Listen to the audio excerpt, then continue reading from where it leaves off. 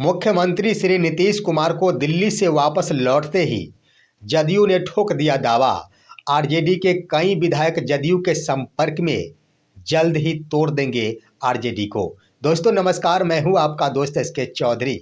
आखिर बिहार के मुख्यमंत्री श्री नीतीश कुमार दिल्ली दौरा से पटना लौटे और पटना लौटते ही उनके ही एमएलसी और जदयू प्रवक्ता नीरज कुमार के द्वारा एक बार फिर से एक बड़ा बयान दे दिया गया और बयान के क्रम में उन्होंने दावा ठोक दिया कि अभी भी आरजेडी के कई विधायक हमारे संपर्क में है और बहुत जल्द आरजेडी टूटने वाली है।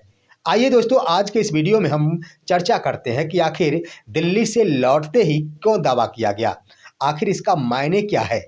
क्योंकि जहां पर आरजेडी विधायकों का जदयू के संपर्क में होने की बातें की जाती, वहीं पर आरजेडी के नेताओं के द्वारा सिरे से इस मसले को खारिज कर दिया जाता है।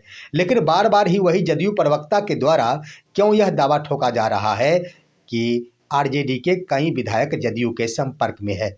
आइए इस पर विस्तार पूर्वक चर्चा करते हैं। लेकिन इससे पहले अगर आपने अभी तक हमारे इस चैनल शौर्या हिंदी न्यूज़ को सब्सक्राइब नहीं किए होंगे तो कृपया अभी सब्सक्राइब कर लेंगे।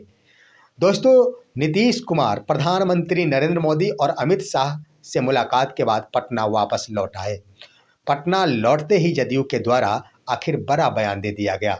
उन्होंने एक बार फिर से दोहरा डाली कि आरजेडी के कई विधायक हमारे संपर्क में है, यानी आरजेडी टूटने वाली है। इससे पहले भी आप गौर करेंगे तो उन्होंने कहा था कि 17 से 18 विधायक हमारे संपर्क में है और उस समय भी आरजेडी के बड़े बड़े लीडरों, खासतौर पर मनोज झा हो या फिर आरजेडी के प्रवक्ता के स्तर से यह कहा गया था कि ये सब बातें बेबुनियाद है, निराधार है। आरजेडी के कोई भी विधायक जदयू के किसी भी नेता के संपर्क में नहीं है। लेकिन अब सवाल उठ रहा है कि बार बार उनके स्तर से यह बयान क्यों दिया जा रहा। एक बात मैं कह देना चाहता हूँ दोस्तों कि अगर कोई भी विधायक किसी के संपर्क में रहे और वह टूटने की बात हो तो क्या कोई मीडिया के सामने आकर पहले ऐलान कर किसी पार्टी को तोड़ेगा क्या? यह भी एक बड़ा सवाल है। अगर जदयू को तोड़ना ही है आरजेडी को, तो क्या बार बार मीडिया के सामने बयान देकर वो आरजेडी विधायकों को तोड़ेगी क्या?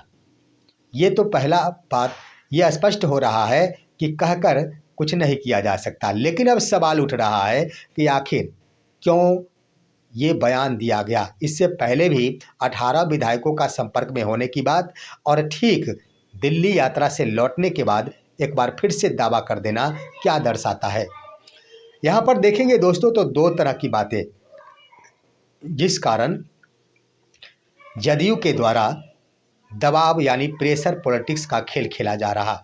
अब आपके मन में सवाल हो रहा है कि यह दबाव किसके ऊपर। तो दोस्तों यहाँ पर दो तरह की बातें का मतलब हो गया, दो तरह का प्रेशर पॉलिटिक्स, यानी दो खेमे के ऊपर प्रेशर पॉलिटिक्स। पहली बात कि आखिर प्रेशर पॉलिटिक्स का गेम खेला जा रहा है तो किसके ऊपर। तो दिल्ली लौटने यानी दिल्ली से प्रधानमंत्री और अमित शाह से मुलाकात करने के तुरंत बाद ही दावा कर देना, यह भी एक प्रेशर पॉलिटिक्स है। और यह प्रेशर पॉलिटिक्स, प्रेशर बढ़ाया जा रहा है बीजेपी के ऊपर। यानी कहने का अर्थ है कि दिल्ली में न जाने कौन सी बातें हुई अमित शाह के समक्ष और प्रधानमंत्री नरेंद्र मोदी के समक्ष। ये तो बातें स्पष्ट है कि हिजाब कांड के तुरंत बाद आखिर मुख्यमंत्री को बुलाया गया, जहां पर पूरे देश भर में मुख्यमंत्री और प्रधानमंत्री की आलोचनाएं हो रही थी। तो क्या अच्छे क्रियाकलाप के लिए और अच्छे माहौल के वातावरण में बातचीत हुई थी क्या? सवाल तो ये बनता है। जहां पर मुख्यमंत्री के स्वास्थ्य के ऊपर सवालें उठ रहे हैं पूरे देश भर में, वहां पर क्या प्रधानमंत्री उनकी बड़ाई के लिए, उनकी अच्छे कर्मों के लिए वहां बुलाए थे? ये भी सोचने वाली बात है। जो खबर आ रही है कि वहां पर हिजाब कांड को लेकर, मुख्यमंत्री के स्वास्थ्य को लेकर और साथ ही साथ आगे की रणनीति, भाजपा अपनी गोटी सेकने के लिए मुख्यमंत्री को बुलाई थी।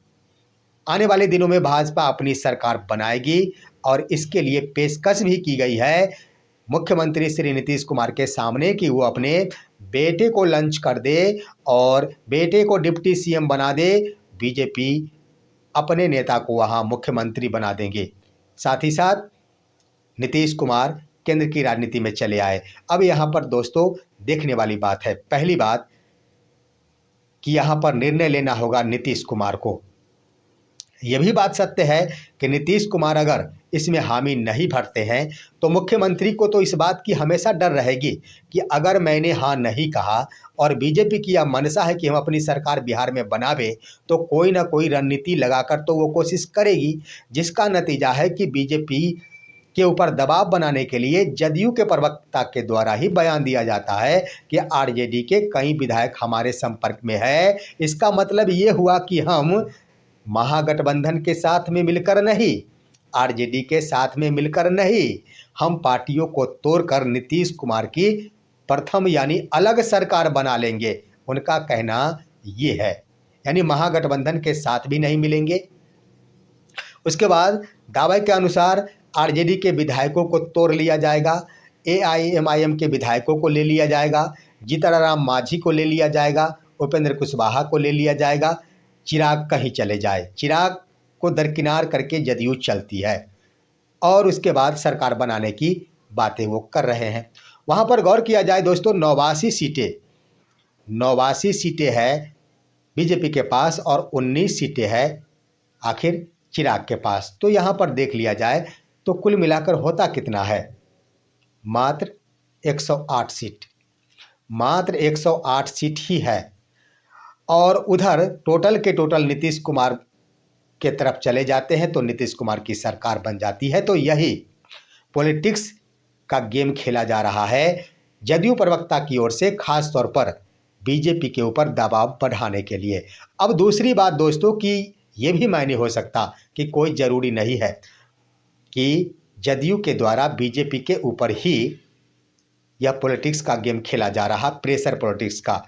यहाँ पर अभी राज्यसभा का चुनाव होने वाला है और राज्यसभा चुनाव के दरमियान ये तो बात सत्य है कि महागठबंधन खेमे में यानी विपक्ष के अंदर पूरे विपक्ष मिलाकर 41 विधायक है और सभी के सभी एआईएमआईएम हो या फिर आरजेडी हो यानी महागठबंधन हो, बसपा हो, सभी के सभी जब एक जगह पर वोट कर देते हैं तभी कोई एक राज्यसभा की सीट सुरक्षित हो सकती है, उनकी जीत हो सकती।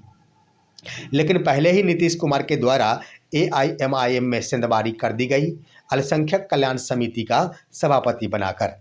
अब दोस्तों यहाँ पर सवाल उठ रहा है कि जदयू और बीजेपी तो अपना अपना गोटी सेक ली, दो दो राज्यसभा सीट के लिए उनके पास पर्याप्त संख्या में विधायक है, लेकिन चिराग के लिए एक मुश्किल। आखिर चिराग अपनी मां को चाहते हैं राज्यसभा भेजना, तो यहाँ पर बीजेपी की जो रणनीति है वो चिराग के पक्ष में नहीं है।